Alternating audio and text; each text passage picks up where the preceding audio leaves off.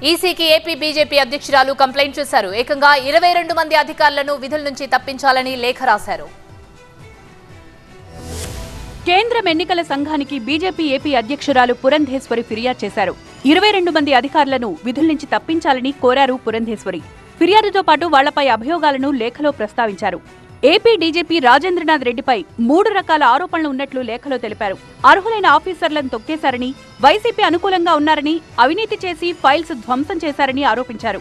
ఇటు intelligence IG సీతారామాంజనేయులపైన ఘాటు అభియోగాలు చేశారు పురంధేశ్వరి. డబ్బు తీసుకుని సర్వేలు మేనేజ్ చేస్తున్నారని, విపక్షాలు బెదిరిస్తున్నారని, అక్రమ అరెస్టులు చేయిస్తున్నారని కంప్లైంట్ చేశారు. ఐపీఎస్లో సునీల్ కుమార్, సంజయ్ కుమార్, రఘురాం రెడ్డి, కాంతి రాణా టాటా పైన ఫిర్యాదులు చేశారు. ఐజీ పాలరాజు, డీఐజీలు విజయరావు, అమ్మిరెడ్డిలపై కంప్లైంట్ ఇచ్చారు పురంధేశ్వరి. ఎస్పీలు అన్బురాజన్, పరమేశ్వర్ రెడ్డి, రిషంత్ రెడ్డి, రవిశంకర్ రెడ్డి, సిద్ధార్థ్ కౌశల్ పైన అభియోగాలు ఉన్నాయని తెలిపారు. ఎస్పీలుగా ఉన్న కృష్ణకాంత్, జాషువా, తిరుమలేశ్వర్, రాధిక పైన ఆరోపణలున్నాయని ఈసీకి తెలిపారు.